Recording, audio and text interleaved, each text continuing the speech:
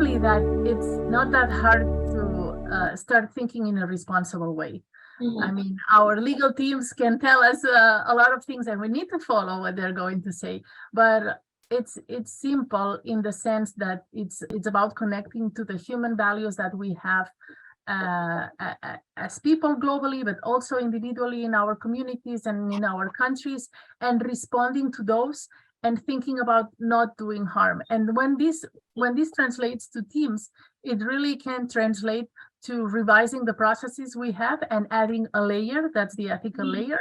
And that can have the shape of a few checklists here and there, plus a few tools that we apply, for example, when we're collecting data or in our models, tools that just help us make sure that we're not being biased, for example. And it's simple. Hello, and welcome to a brand new episode of the Engatica interview series. I'm your host, Kimberly, and we're so glad to have you join us today. We have with us a very special guest. We have today Anna Danes, digital ethicist who works with organizations to create frameworks and practical methods to ensure responsible developments for AI. We're so excited to have you, Anna. Welcome on board. Thank you so much. It's a pleasure being here. Likewise. So before we dive into this crazy interview we have with Anna, let me tell you what the Engatica interview series is all about. The series is a powerhouse of insights from industry experts and influencers from around the world, a platform that provides news on AI, automation, and technologies that will help you grow your business. So come be a part of our community where we learn, share, and grow together.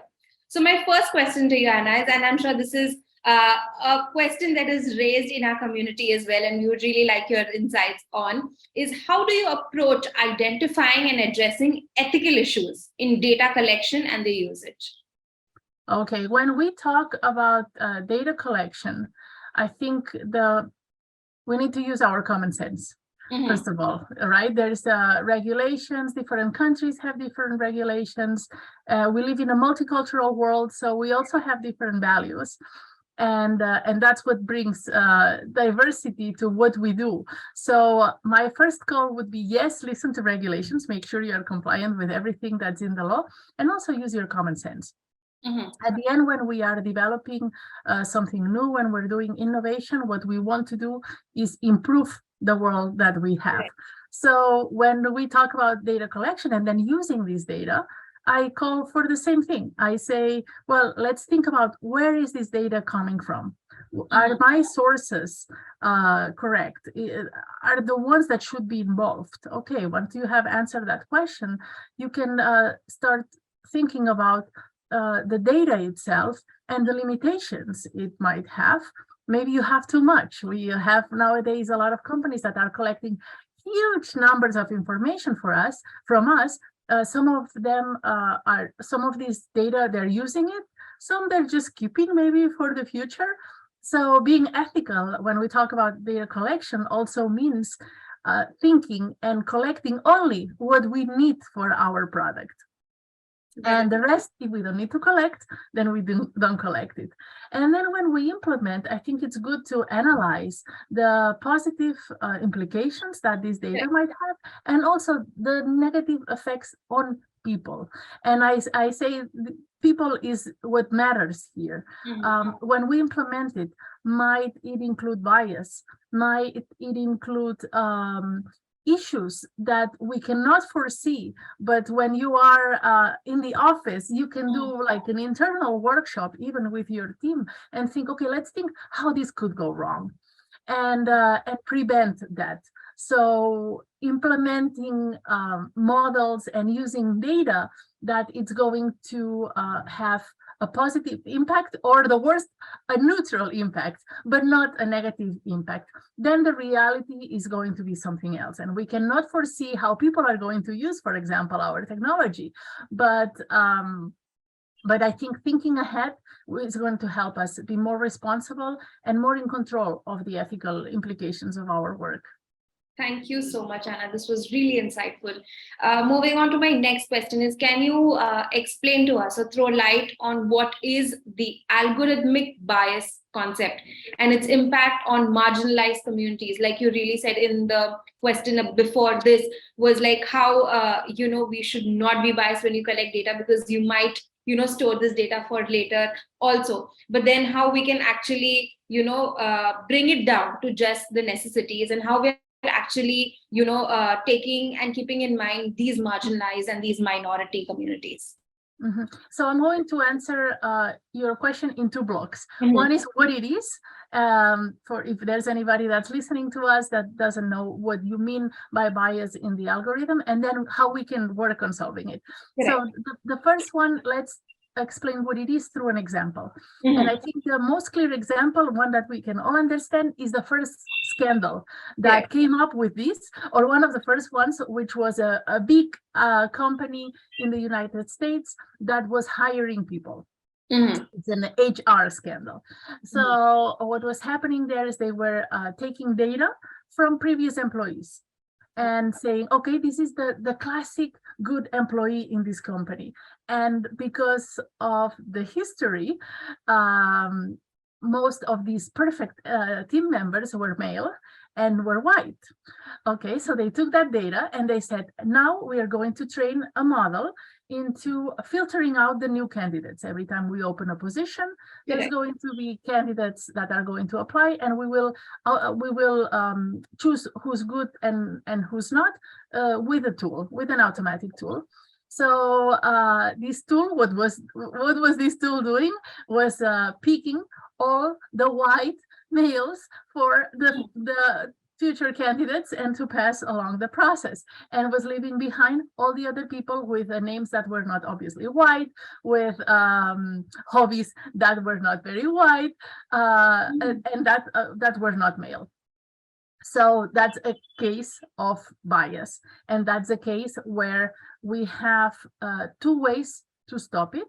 The first way, the first thing we can do is feed data that is more diverse.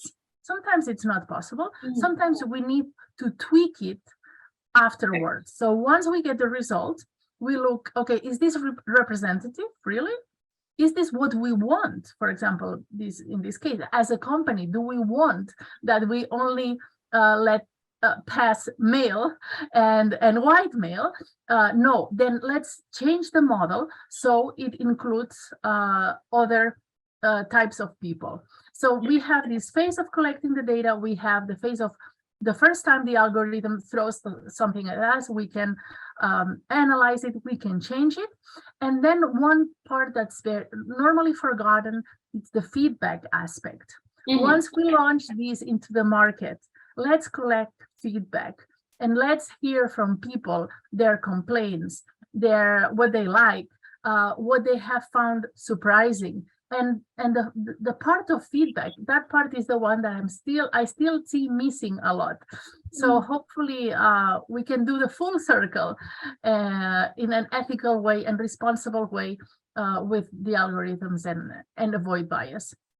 Correct. And I think I already had a question in mind that I really wanted to ask you, and you automatically answered that while you were explaining to me this concept. It was about how when we train these models, very unknowingly, you can be biased, right? You might keep into mind certain parameters, but then eventually, and you answered this with the concept of getting feedback. So I think when you really look into what people are really saying or how these models are working, you can actually help eliminate even these unknowing biases that really come into this picture.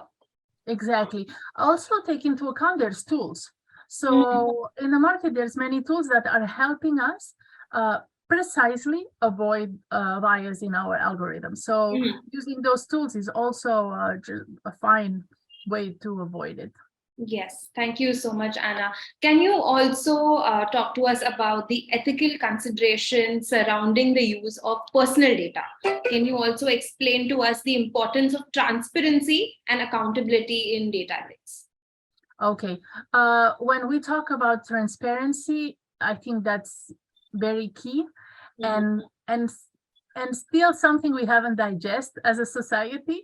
We have to think that a lot of times we're talking about AI and we are using systems that include a black box.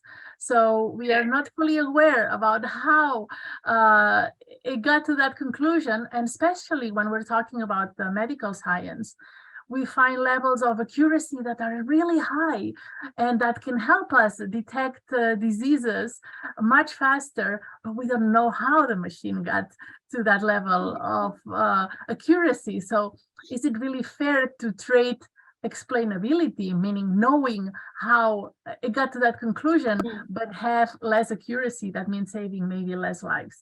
So it's a topic, but I am firm believer that transparency is needed, and transparency also means when it reaches the public. I was recently talking to a lady in Paris, and she's developing specifically a system that wants to help oncologists detect cancer more accurately than what we are doing now. And she was really thinking, okay, what I want to do is a system that it's fully transparent in the sense that the doctor knows how we got to that conclusion. The doctor is aware that it was through AI, and that the patient knows it too. So the transparency goes from the very beginning, what data was used, to the person that is the final receiver of that innovation. And the other one you were asking was accountability, or? Yes, accountability. Yes. Accountability. This is accountability is it's a beautiful journey that I have been lucky enough to have seen change. I think that there was a moment where nobody in companies really wanted to take on responsible AI. They didn't want to really think about ethics, and that there has been a transformation there. I see marketing teams, of course, really asking for a more ethical development of the products, because then they need to, they have the brand, they don't want scandals related to their brand, etc. But not only there, I also see a lot of development teams, data teams, AI teams concerned. Also, they understand that it's a little bit in their hands. It's not only the business people, but it's also in their hands. And I see it's beautiful to see a lot of development teams asking, okay, help us find our values and preserve our values, so what we do doesn't hurt anybody, and it's positive. So accountability, I see it spread out through the entire organization. And what responsible AI really requires is a mindset in the company that is a change of mindset. So maybe a few years ago, we went through a change of mindset with being efficient, right? So whenever we create a process, we can wear our efficiency glasses and say, no, we're going to transform it in this way, this way, this way, and be more efficient. So now I think what teams can do in terms of accountability is put on the ethics glasses and say, okay, now we have created this. Let's see if ethically it stands or not. And it's beautiful when everybody in the organization is able to wear those glasses. Yes, definitely. Thank you so much for this fresh perspective, Anna. Do you think data ethics can be used to address societal and global issues? I think it has to. I don't think we have another way. I mean, when you look at the changes that are coming, we can only do them ethically. I like to think, for example, when you think of the last big revolution, the Industrial Revolution, right?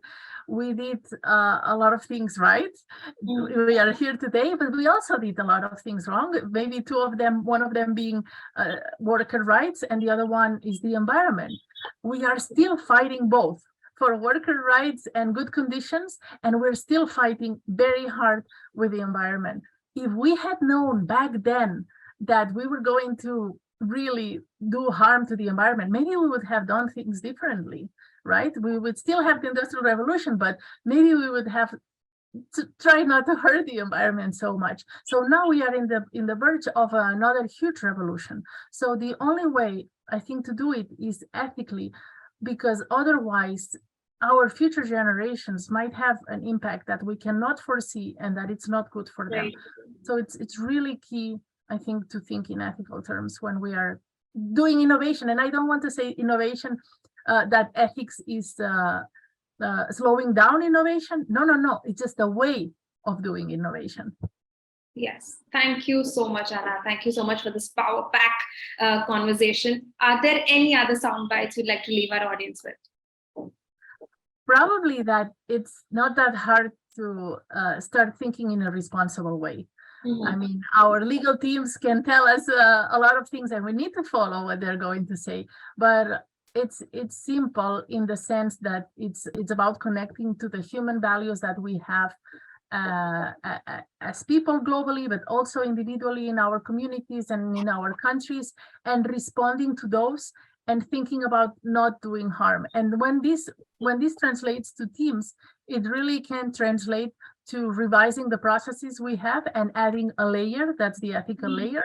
And that can have the shape of a few checklists here and there, plus a few tools that we apply, for example, when we're collecting data or in our models, tools that just help us make sure that we're not being biased, for example. And it's simple. It's not like a full transformation of the company or not being able to do the product that we thought we were going to do. No, we can still do it. Let's just put a layer, and it's fairly easy. So I would encourage everybody that has a project that's using AI to think also in these terms and reach out. There's many resources online, or myself, I'm available. Yes, definitely. Thank you so much, Anna. Thank you so much for even being available. If our audience has any questions, to reach out to you. Thank you so much again for hopping on board and sharing with us your valuable insights. Thank you for this interview, and I hope it's going to be very useful. Yes, definitely. We already have a huge community of technology and data people and AI, of course, who is really, really keen, right from them being students to businessmen and startups. So thank you so much, Anna. For more content, subscribe to Engati and tap the bell icon so you get access to exclusive content coming from thought leaders from around the globe. Thank you so much for tuning in. We'll see you with a new expert soon. Thank you.